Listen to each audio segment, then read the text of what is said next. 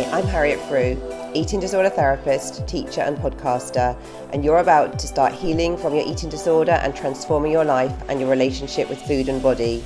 I've worked in NHS and private practice supporting clients for 20 years, and I believe that recovery is possible for you. This podcast dives into expert interviews, evidence-based psychological approaches, and anecdotal tips from the therapy room from my years of experience. If you're wanting to heal your relationship with food, feel confident in your body, develop self-love and self-acceptance, and create a life of freedom and meaning, then this podcast is for you. Thank you for being here. So today I have a returning guest to the podcast, and I am talking with Cara Byrne, an integrative humanistic psychotherapist based in Ireland. Cara is the founder of Hike Psych, offering walking and talking therapy in nature for her clients, combining her love of nature and psychotherapy. Cara has always been fascinated by other human beings and the experiences that shape them. As a child, she was the person that people confided in with their problems if they needed support. And Cara's interest and enthusiasm to support others led her to train in psychotherapy. Cara has also had her own food healing journey. Being diagnosed with type 1 diabetes at the age of 3, this understandably led to a focus and preoccupation with food, with carbohydrates needing to be counted and portions weighed to balance blood sugar and to manage insulin. Growing up, Cara also experienced being in a larger body in a naturally slim family. Cara's family relationships were warm and accepting. However, she did experience some judgment and weight stigma outside of the family. In her late teens, Cara struggled with restrictive eating and inevitable binge eating, which then worsened following the birth of her first child. But in the last few years, she has been on a healing journey in her own relationship with food and body, leaning towards intuitive eating principles and finding a greater level of body neutrality and acceptance, all whilst navigating this around type 1 diabetes management. Since Cara began her therapeutic work in 2011, she has worked with a vast number of clients, dealing with many different issues across the mental health spectrum. However, she has a specialist interest in food, body image, type 1 diabetes, health at every size, and neurodiversity. In Cara's previous conversation on the podcast, she talked about her healing journey with food. She talked about navigating type 1 diabetes and about her walking and talking therapy that she practices with her clients at Hike Psych. So if you haven't listened to that episode, do go back and have a listen, and the link for that is in the show notes. So today, Cara is back, and she's going to talk all about neurodiversity and eating disorders. She's going to explain how neurodivergent individuals can be more vulnerable to developing eating disorders and the reasons for this. Cara will also talk about different neurodivergent diagnoses and vulnerabilities to eating disorders. In her practice, Cara works regularly with people who have been diagnosed as neurodivergent later in life, and she's going to share her experiences of supporting people in navigating this around their relationship with food. So I'm really looking forward to speaking with Cara today and doing a deep dive into this topic. Let's get to the conversation. Time for a short advertisement break. I can remember crying in the doctor's surgery 4 years into living with bulimia. I was desperate for help and wanted support to escape the torturous cycle of restriction, binge eating and purging. My face was swollen, my stomach ached, and I felt lonely and desperate. And I was told that the local ED service had closed and there was no help available. I left dejected and lost, and it wasn't until 2 years later, when out in Australia, still struggling with the illness, that I made the decision to support others in the way that I had not been supported. I decided that I would train as a counsellor and support others in eating disorder recovery, and at age 25 years old, I began this process. Starting in the NHS eating disorder service and in private practice later in my 20s, I was able to put my dream into reality. Seeing clients, families, teaching, and in more recent years, social media, blogging, podcasting, training, and supervising counsellors, I continue to be incredibly passionate about my work. So my latest offering is my Breaking Free from Bulimia online course. It's a 12-step breaking free course packed full of valuable tools and strategies to help you break free. You'll start with understanding and making sense of your past and why you're struggling. You'll then work on motivation to change and root out the ambivalence and fear of letting go. You'll dive into the destructive impact of diet culture and get firmly in your own recovery lane. You'll practice regular eating and stabilizing blood sugar levels to create a strong baseline for recovery, and you'll interrupt the binge and purge cycle. And with support, you'll introduce your old forbidden foods and practice self-compassion techniques to become much kinder and supportive of yourself. You'll work on emotional eating and challenging your negative thoughts. And there's modules on finding your voice, becoming assertive, plus developing robust self-esteem and managing relapse with ease and continuing on the recovery road. So 12 modules, self-paced, online, delivered in lecture and video content by me, Harriet Frew, expert by experience, having recovered myself from bulimia and having worked in the NHS and private practice with clients with eating disorders for 20 years. So step into freedom with food now and live the life you want. It's only £111, which is really, really great value. No more restrictions, secret behaviours, shame and loneliness. Break free from bulimia today. Link is in the show notes. Hi, Cara. Welcome back to the Eating Disorder Therapist podcast. Thanks, Harriet. It's lovely to be back. Oh, so Cara, you were, I think, as we were talking off air, you were last on the podcast, we think probably about 2 years ago. Yeah, it feels like that. Time goes so fast, though. I think this year, I feel like I went to bed in January and I woke up and it was July. Oh, I don't know what's happened, but it just seems to be flying now. So, I think it was true. about 2. Yeah, no, about 2 years ago. And I think it had a bit of a different feel, didn't it? I think even 2 years ago, we were still kind of in the hangover of COVID, weren't we? And it feels like quite different times now. Yeah, I don't think we were even fully free of the potential of another lockdown or that kind of thing. It was a very different time. How weird to be able to look back on it now, though, with a bit of perspective, because nobody knew what was happening at the time. It's so true. So, Cara, for people that don't know you, could you introduce yourself to the listeners? Sure, yeah. So I'm Cara Byrne and I was Ireland's first hiking psychotherapist, which is an unusual thing here. There's a few now, but I was the first at the time. And like yourself, I'm a humanistic psychotherapist, but I decided to take my practice out into the wilds. And I started that. So my company is called Hike Psych, the Hike Psych on Instagram. And it was kind of through that work that I noticed a huge percentage of my client base ended up being neurodivergent. And I think the nature of walking and side by side and the reduced eye contact and everything that comes with that, the bilateral movement, is really appealing to neurodivergent people, which was something I didn't expect. It wasn't why I got into it. I got into it because I love the mountains and I think it's so beneficial for your mental health to be outdoors. But it was something that became really apparent really quickly, that this was a space that worked really well for anyone neurodivergent. So and we had obviously talked about your special interests, of course, are eating disorders. And I also have come through that we talked about this the last time, definite area of interest for me. And I'm type 1 diabetic, so I have my own kind of food journey story, but there's just so much overlap with neurodivergence and eating disorders that I thought it'd be a really interesting thing to talk about.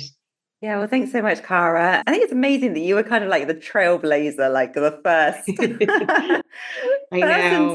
That's fantastic, isn't it? It must be a bit of an honor to be carrying that flag. I didn't realize when I kind of came up with the idea that nobody else was doing it. I just sort of assumed somebody else was doing it. And I knew there was someone who did kind of walk and talk therapy was a thing, but no one had sort of taken it into the mountains. And of course, then you suddenly realize, oh God, no one else is doing it. And then it's like, why? Oh God, oh no, why are they not doing it? Is there a really awful thing about it that's not going to work? And then in the depths of winter, you go, oh, it's the weather. That's what it is.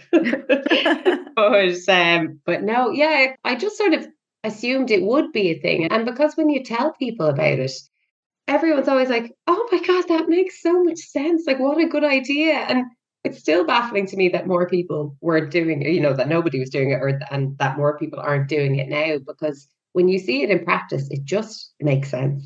It's a lovely, lovely way to practice. And what I love about it is that it gives a space to people who otherwise wouldn't go to therapy. I've had a lot of clients who are like, this is the only way I would do this. I can't do Zoom. I can't stare at a screen for an hour. I don't want to be in a room in a clinic with a therapist. And so if it wasn't for this, I just wouldn't go.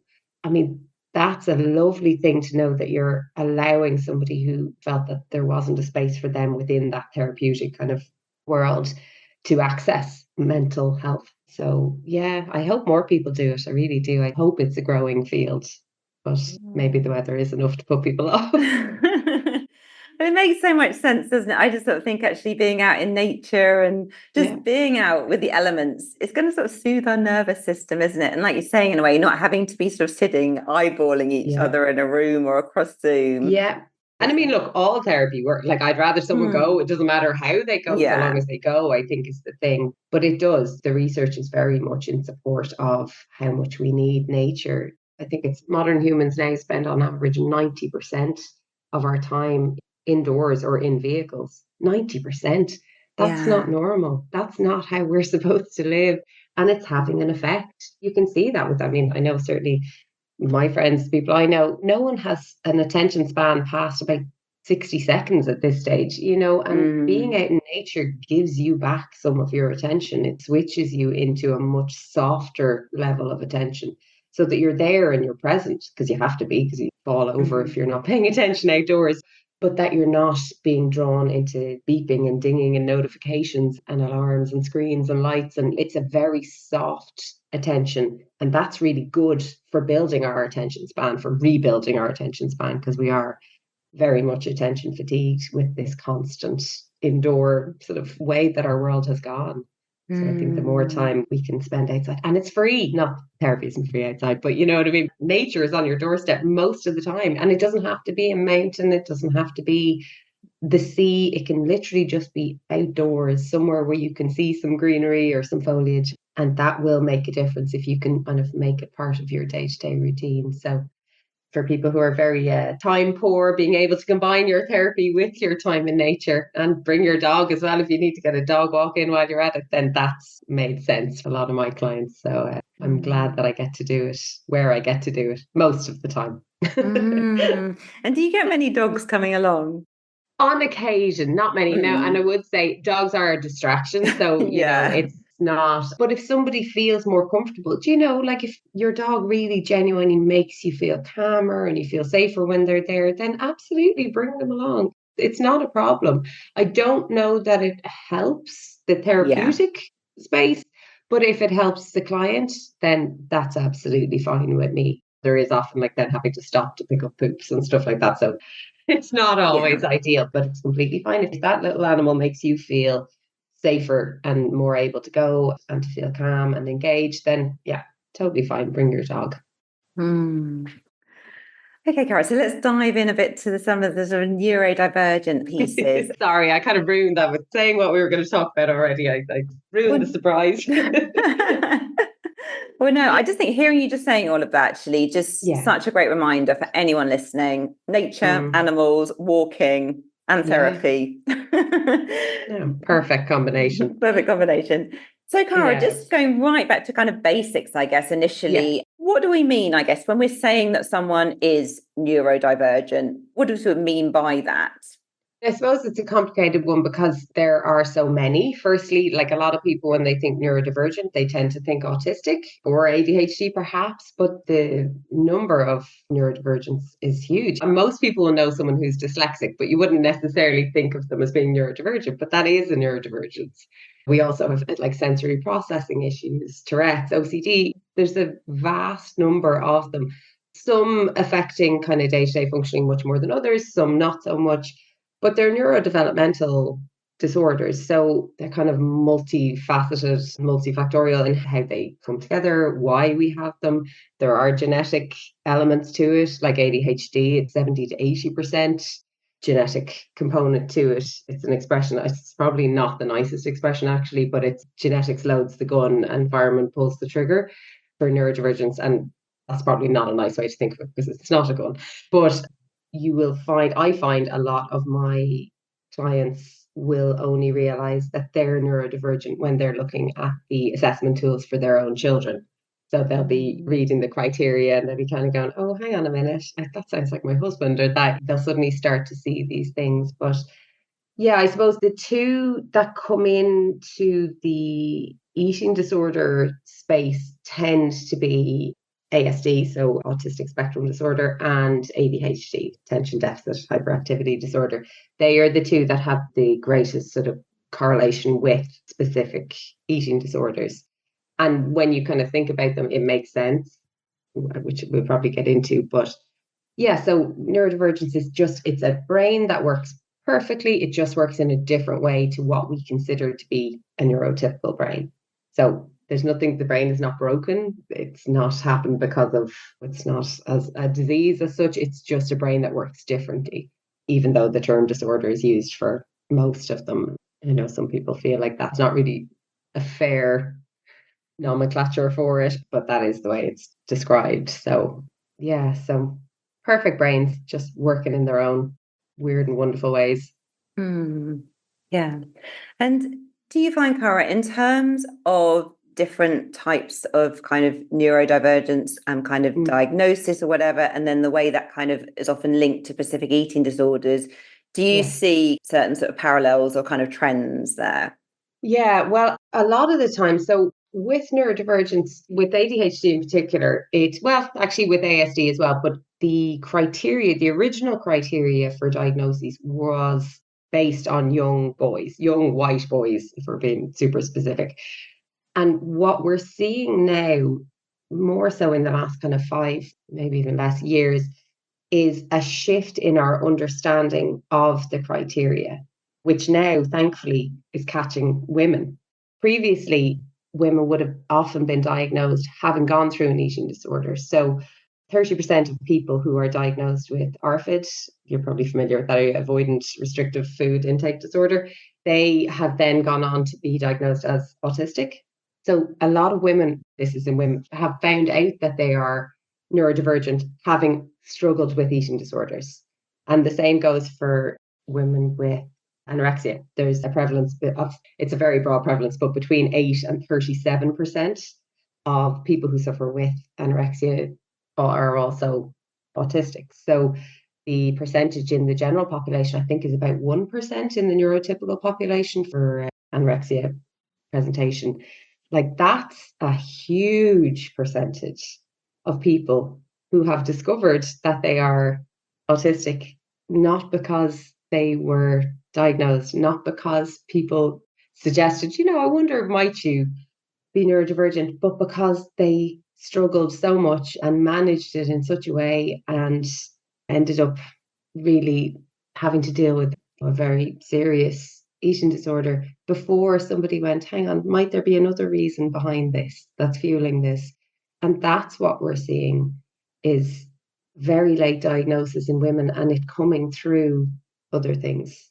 It's such a pity that kind of we had to wait till now for women to be properly captured within this space, but this is the way, I suppose this is the way science works. We have to move with what we know and what we learn, and what we know now is so much more than what we knew then. And how women present with neurodivergence is often vastly different from how the young white boys who were the keystones for our understanding of diagnosis, how different they are from them. So I think it's something that's going to come up more and more commonly in the coming years, just because of that new buildup of awareness around what neurodivergence looks like in women.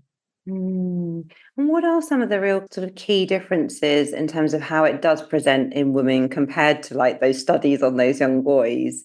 Yes, yeah. Well, if you take ADHD, for example, in the kind of criteria was always based on that hyperactivity. So that's very easy to see in the way it presents in boys. Not all males, like some males are more internalized with their hyperactivity or they're more inattentive, but it's easier to spot the more noticeable the behavior is. So boys who were kind of constantly interrupting in class, or who were like argumentative even, or who would be hyperactive, just couldn't sit still, be bouncing around the place. You can see that. A teacher can see that. A parent can see that. That's very obvious. In women, the hyperactivity is very often internal hyperactivity. It's constant overthinking. It's constant reading. It's constant go, go, go. It's bouncing between ideas. But nobody can see that.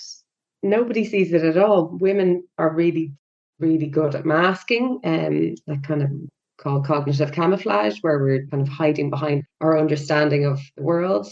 And it doesn't get picked up in women. What gets picked up is that lots of women have anxiety. But the question is never why the anxiety. Because if there isn't a reason for it, and there can very much be a reason, like as therapists, we see that all of the time, developmental issues or early childhood issues can lead to anxiety. But for those who have been looking for the reason for a long time and haven't found it, perhaps the reason is that that's the way your brain is wired. That all of this energy that is constantly swirling around in your head isn't actually serving the purpose of kind of classic anxiety to protect you. It's just you have excess energy. So it's a really interesting thing when women suddenly go, actually, this anxiety isn't trying to protect me from something. In fact, a lot of it isn't even anxiety. It's just multiple ideas all at once. It's this huge amount of mental energy that I have nowhere else to put. So I just bring it into my head and I keep it there. And because we mask so well as women, lots of women have gotten through all of their life without it ever being realized. And the problem with that is that if we feel different to people, if we feel othered, if we feel like we shouldn't be doing something, if we feel like we're super disorganized or you're constantly running late, or executive function can often be a struggle for people who are neurodivergent. With that then comes massive amounts of blame and self-hatred. And all of these things can lead then to mental health issues. So it's kind of which came first. But that's what I see. I see women in their 30s, 40s. They have always been the good kids and they were never acting up or acting out, but they've also never felt like they really belonged or they fit in. And they can't understand why other people seem to be able to do things that they just can't do. And they seem to do it easily while they struggle so hard and yet can do other things incredibly well. They're often very, women with ADHD in particular, they're often incredibly intuitive. They can read people really well, but they can't sometimes do really simple things and they just can't understand why. And eating disorders, in a way, in a very dark way, offer a solution sometimes to some of the issues presented by neurodivergence. If you're on the autistic spectrum, that kind of hyper focus on food, on the rules, on the rigidity of that, because rigid thinking would be very common in ASD, that will give you a means of sort of using that rigidity, but in something that you feel like you can control. And so it kind of fits in with eating disorders. It fits in with ARFID, certainly. It fits in with anorexia. You're kind of sticking, and orthorexia, which I know it's not been entered into the DSM yet as an actual disorder, but I believe it'll be in the next one. But that gives you that kind of, no, I'm just being good. I only eat raw. I only eat clean. It stays on that kind of very black or white, very moral way of being that's so common in autistic people. They're very clear on what's right and what's wrong. They're very good people in general. It ties in with the perfectionism and repetitive behaviors, eating only the same thing or eating only small amounts of the same thing. And it kind of, unfortunately, eating disorders work really, this sounds awful, work really well with certain neurodivergence because they can be used to meet certain needs. And with ADHD, then you have the opposite. You have so that impulsivity. So binge eating would fit in with impulsivity, that sort of loss of control eating, which is very common. LOC is very common in children with ADHD. It's actually 12 times more likely to see the signs of loss of control eating in ASD children or ADHD children than it is in neurotypical children. And I think for people with ADHD, I think the percentage, or you're 18 times more likely to suffer with binge eating disorder and bulimia as well because of that, like binge eating, because the impulsivity factor with that, plus the stimulation. Like eating is really stimulating. We really like that. That's different flavors, different textures. Like that's really nice. Our brains love that. And so that feeds into it. The addictive quality of bulimia as well, the kind of the binge and the purge, the high, the sort of rush that people often feel after that, that ties into the lack of dopamine that is associated with an ADHD brain. That feeds that part of it. You know what I mean? There's things within both that really fit, unfortunately, well into particular eating disorders. And that's really hard. And again, so many people don't discuss binge eating in particular. It's not anorexia often, not always though. We always think anorexics would be very low body weight. So actually that's not necessarily the case for lots of them. But binge eating is something that tends to be easier to hide. And so people don't talk about it. So actually the association might be far higher. We think it's in around 27%, but that's of reported, cases. Like how many unreported cases are there? I would imagine a lot, but just people aren't mentioning it. So with ADHD as well, because if they're going through a phase of being kind of distractible or inattentive, they'll often miss meals.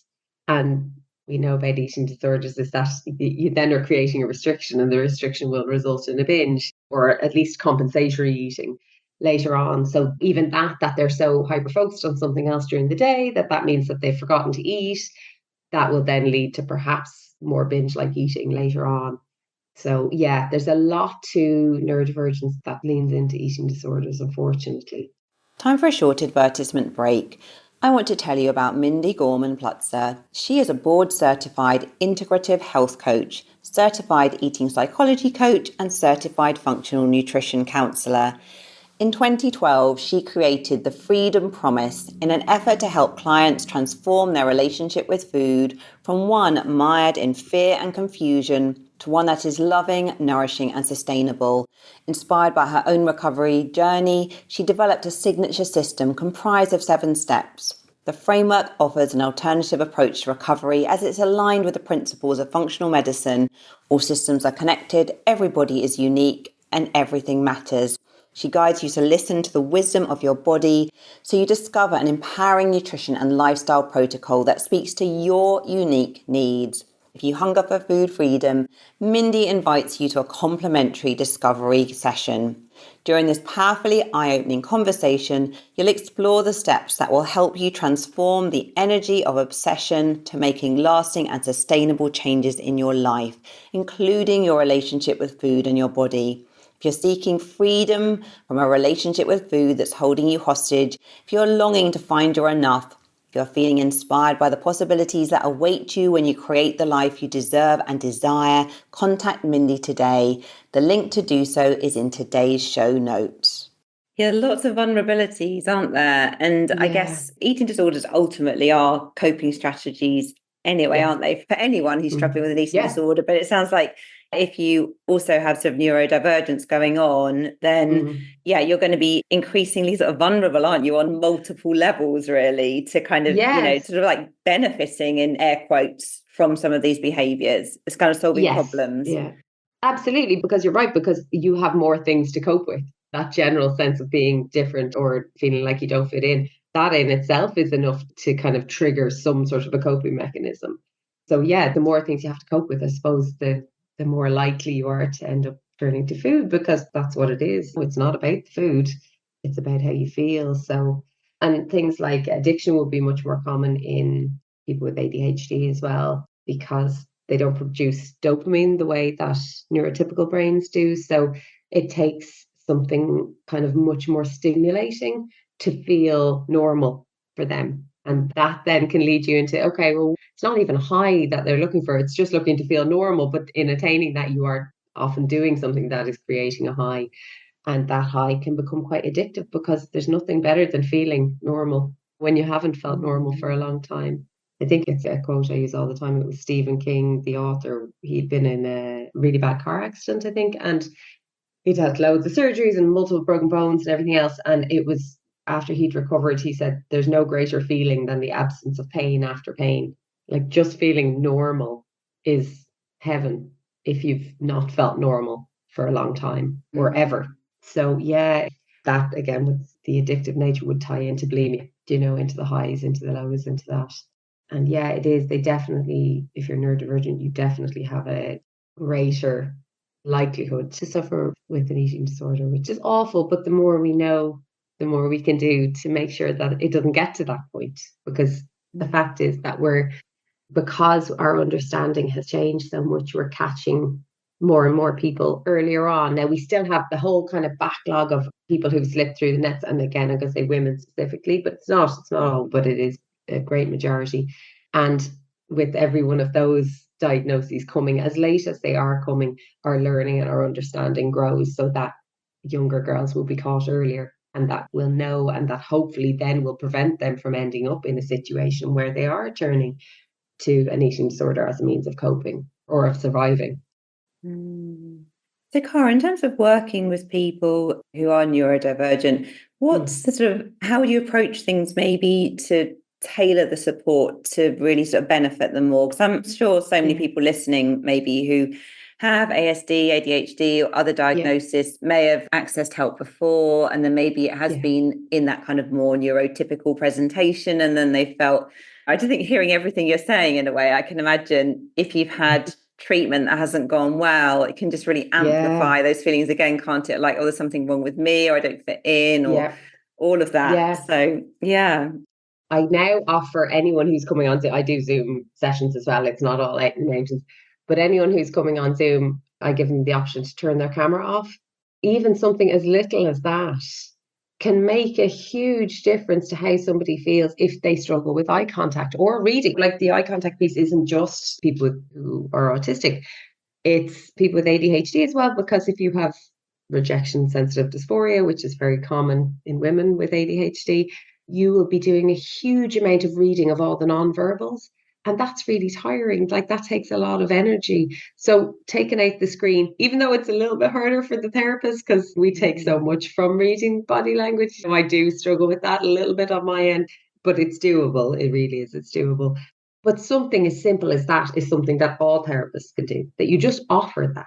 Or if you're in clinic, that you offer to sit maybe side by side or slightly askew so that you're not eye on eye, you're not directly into each other, that you just discuss, how do you feel in these settings? Or do you feel more comfortable staring up into the corner there? Because, like, I would have had when I was in clinic clients who would do that. If anything distressing came up at all, they would shift their eye focus and they'd be looking up into the corner, and just kind of noting it and going, every time we talk about something like that, you go over there, would you be more comfortable turning your chair to sit looking at that wall and chatting? I can still watch them, but they wouldn't necessarily have to be looking directly at me. So little tweaks like that make a huge difference. For me, with the hiking, that's kind of what I feel is sort of the gold standard of neurodivergent means of working. With that, you're either side by side, which is lovely, and generally a much more comfortable way for anybody to talk, whether they're neurotypical or neurodivergent, or you're one in front of the other again, which is fine. But as well as that, you are getting bilateral movement. So you're using up quite a lot of that excess energy that would otherwise be going into kind of overthinking and that very internal hyper energy attention deficit part of it, the hyperactivity part. And you have an ability to kind of, I suppose, you pendulate really in and out of the heavy stuff, which sometimes is enough to let you feel a little bit calmer, that you're outdoors, that you can, at any point in that walk, in that hike, you can stop and turn and go, look at the view, which means you can pull yourself out of anything that starts to feel overwhelming, which is a lovely thing that doesn't, I mean, you can do that in clinic, but it's much easier to do it when you've got something to look at, when you have this really easy way to kind of go, yeah, I'm starting to feel overwhelmed now, so I am going to just stop and say, look at the view, or look at the dog, or look at because the scenery is changing around you all the time. So you kind of always have access to this escape route, if you like. Now, your therapist, like I have often, will pull them back into it sometimes if I feel like they're avoiding, but if I feel like actually, no, they need that to cope with the overwhelm, then that's fine. We'll do that for a minute. Like that, you're moving, so you're getting fresh blood flow, which means you can access your thoughts more clearly. Or you can think better. You're more able to kind of access memories and real feelings of things because you're more clear, you're more present. So yeah, it's like little tweaks like that can make a huge difference and are really appreciated. It's not something I'd ever thought about before. And like that, I practiced in a perfectly standard way in clinic, chairs facing each other for years. But it's only when you start to see it, and if clients are kind of kind enough that they share their wins with you, or that they share that they've noticed when you do a certain thing that it impacts them in a certain way. It's only through that information that you kind of go, oh, okay. So when a client went, I really don't like talking with the camera on, because we'd had a session on a phone call before, and then we had gone back to just because we'd had to, because of whatever COVID, where they were talking from. And then we went back to doing it on Zoom. And it was only through them saying, I much preferred not having to look at you. You know what I mean? That I suddenly went, okay, hang on a minute now. How many other people feel like that? They haven't ever had the option to do it any other way. It's a process. And as therapist, I want to know the things that I do that help. And I want to know the things that I do that don't help. And that's how I can get better. And that's how I can make the experience the best as possible for clients. And so many of my clients, especially in the last year or so, are people who I have sent on for assessment for neurodiversity. And they've been to therapists before, and they've been in therapy for a long time, sometimes with other people or with multiple people, and yet never managed to either have that kind of noted to them that perhaps this might be neurodivergence, or have never found a way to practice where they felt that they could stay or that they could get the best out of it. So I think if you have always seen people in clinic, but you have the opportunity to maybe go, would you like to take it out, even if it's just into a garden and you sit side by side on a bench, or that we try different things and we see what works for clients, and it won't work for everybody. It won't. And not everybody likes to do the hiking. People prefer to do it in person or they prefer to do it online. But just being open to the fact that just because we've done it one way forever doesn't necessarily mean it's the best way to do it or the only way to do it. And being led, I suppose, by the people who we are trying to help. That's the advice I'd give to a new therapist anyway, coming into it. I'd be like, actually ask your clients what helps and what doesn't. Yeah, so interesting just hearing you talk about that, because in a way, like the tweaks, in some ways, they feel quite kind of minor, but they're actually very profound, aren't they? Just really, I mean, it's quite so simple things, really. But how often do we perhaps, I'm just reflecting on my own practice. Yeah, just really tuning in and noticing if you can set up the environment in a way so someone's going to feel less threatened, much more safe. That's going to change the whole course of the therapy, isn't it? Yeah, absolutely. And like that, if they've come straight from work or if they've come from an environment, or if they've been sitting in a waiting room, like when I worked in clinic, my door opened right out onto the waiting room. So anyone who's uncomfortable around lots of people, and the therapist waiting room is just going to feel a little bit awkward anyway, because nobody's there for the chats. Do you know what I mean? It's not like you're at the hairdressers or like everyone's there because they're going out that night or going on holidays. Everybody's there for kind of serious things. So that environment by itself can induce quite a lot of stress and anxiety. So even kind of giving some people, they won't struggle with that. They'll leave the waiting room behind, they'll come in, they'll start therapy. That's fine, won't bother them at all. But if you're neurodivergent, you might actually need to really sort of settle and ground yourself or take a minute before starting the therapy and just offering that, just going, do you need a minute? I can go out to the whatever canteen, I'll get you a glass of water while you settle yourself in, give yourself a couple of seconds just to ground yourself there. And then we can start. What can I do to help us get the most out of this session? And it's just to have it as an option. Maybe most people won't take it, but I just think the world isn't set up for people who are neurodivergent. And what they need actually a lot of the time isn't that different or isn't that hard to do. It's just not offered because it just wasn't ever before. So I just think having it be an option. And I suppose the thing I hold most important, I guess, in my practice is actually allowing that safety so that if I am doing something and it's not helping them, that they will say, I don't like that. Do you know what I mean? Or I don't like the way we did that. Or I had someone the other night actually with a client of mine, and I can't wait to dig into it. My therapist's brain is itchy to get at it. But we were on a trail that we've been on before, but for whatever reason, I would normally walk ahead on the parts of the trail that are too narrow. And on this one, for just, I don't know, my client stepped in front of me and she ended up being ahead for a short section of it. And at the end of the session, she's like, can I say something? I was like, of course. And she said, I didn't like leading. I didn't like being in front of you. We didn't have time to go into the whole ins and outs of it. But that she felt, one, safe enough to say it to me. And now we have this really interesting thing that we can look at and go, what was it about that made you not feel safe? And you learn so much when you allow for that kind of back and forth and that real honesty. And I think you see that a lot in the neurodivergent population. that when they're given the space, they're very clear on what works and what doesn't for them. They just often haven't felt safe enough to express that. And so if you give them a space where they can actually say, I really like that, I really don't like that, it can make a huge difference to what they feel they can do in that space. So. Yeah, and it's so helpful to hear that. So just really providing that safety and the space. And I guess sort of thinking so often perhaps people just haven't had that, have they? No. But yeah, and it will be so interesting with your client. No, I can't wait. I'm so excited for the next session. I need to know why, what was happening there. Do you know, I think that's just therapists. I think we just love to get what makes people tick.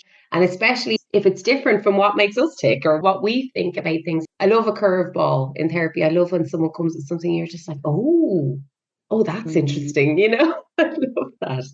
And I think working with neurodivergence, you see that all the time because it is a different way of thinking about things sometimes, and it is a different way of looking at the world. And I just think it's so lovely to be allowed in to see something from a different angle. It completely changes the way you look at it. Like people with dyslexia, the FBI and the CIA, they specifically hire dyslexic people for like code breaking, for problem solving, for that kind of thing, because they can see things that a neurotypical brain can't. And they're amazing at that. But like, and again, it's not about trying to make like all neurodivergence are superpowers, because I know that can be a really annoying kind of a rhetoric that goes around as well. And I've had a lot of clients say that, like, it doesn't bloody feel like a superpower, you know what I mean? It feels like a curse sometimes. But within that, there is, sometimes it's about harnessing the kind of the elements of it that actually are different and can be used in a way that's really helpful. Not that it's a superpower, but just it is something that not everybody has. And if you can tap into it and use it in a good way, then it can be a really brilliant thing to have, even if you didn't think it originally.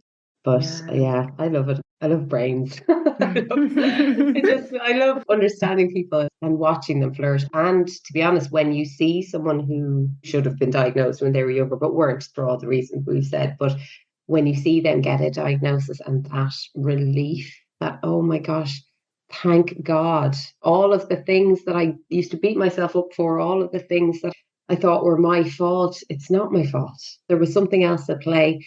Like, there's actually nothing better than seeing someone really come into themselves with this whole new understanding of who they are and why they have behaved the way they have or done what they've done. It can be a real gift for those who want a diagnosis. Not everybody does. I think when they get it, if they are one of the people who kind of need it, it's just such a wonderful thing to be able to see yourself in a completely different light. Yeah, and they're really, really validating. Absolutely. Yeah, and it's from my cat's just been crunching really loudly on his dry food. I don't know if you could hear it. Let's all should talk about eating. He's gone off for a snack. Yeah, so just in case if anyone could hear like crunching noises in the background, that's what it was. It's probably got some kind of psychological undertones or whatever. I know. I'm sure we could dig in. We could definitely make that about something. Yeah. Oh, Cara, well, I think we could talk all day about this really, because it's just so interesting actually just to hear your perspective on this. I'm just sort of thinking as well, if I lived near to you and I was a neurodivergent woman, I would definitely be getting in touch, actually be working with you. Because I just think as well, what just really comes across to me is just so much kind of warmth, compassion and interest and understanding and holding space for people. So many of my close friends are neurodivergent. So they jokingly call me the ADHD whisperer. And there's members of my family who are neurodivergent. I guess I'm very lucky in that I have had exposure to lots of different ways in which it shows up in people. I'm kind of attuned to it and I can see the nuances and I can spot it early, which is great. But I do think I care so much about so many neurodivergents on a personal level. And I've seen the struggle that they've gone through with it, that then just translates to my clients too, that I get it. And a lot of the traits that they really dislike about themselves, or that they beat themselves up about, I've seen that in people that I really care about. I want them to be able to see themselves with compassion, and I have for the people in my life who are neurodivergent. So And I guess that's kind of a thing, therapists in general, don't we? We're kind of like the best friend you never had, but also the best friend you don't know anything about. So Mm. it's a strange relationship, but I just think it's such a magical one. But no, there's something I'm super passionate about because I think we've been really underserved. Women have been really underserved. I'd like to catch as many of them as I can and kind of give them a hand to get to where they need to get to, if that's possible. Oh, well, your passion and compassion really does come across. Cara, where can people find you if they want to get in touch or read more about the Yeah. work you do?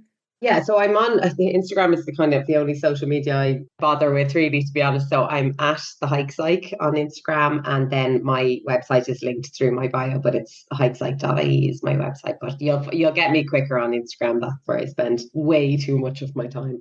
I know. I should probably talk to somebody about that.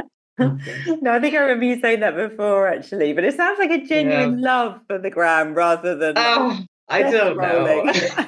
I go in and out with it. Sometimes I want to throw my phone out the window, and other times I'm like, this is deadly.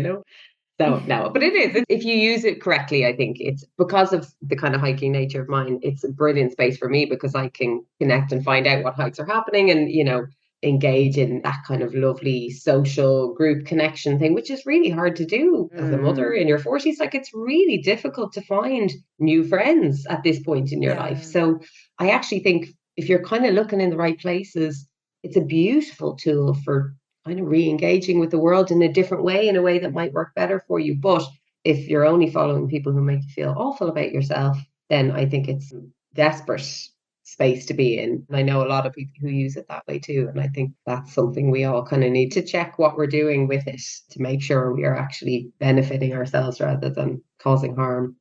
Yeah, and it's all about sort of being conscious, being intentional, isn't Mm. it? As much as we Yeah. can. Yes. Yeah. While mindlessly scrolling. Yeah.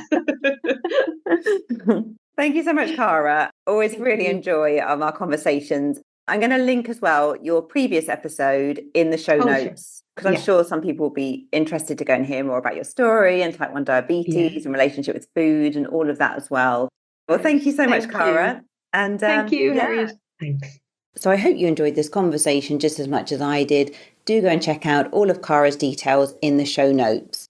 If you're not following me already on Instagram, do seek me out, the eating disorder therapist _. And for further support with your relationship with food, do go to the eatingdisordertherapist.co.uk. If you enjoy this podcast, I would be so grateful if you'd follow, rate and review, as it helps it reach so many more listeners. Thank you so much for listening today, and I look forward to sharing another podcast episode with you very soon.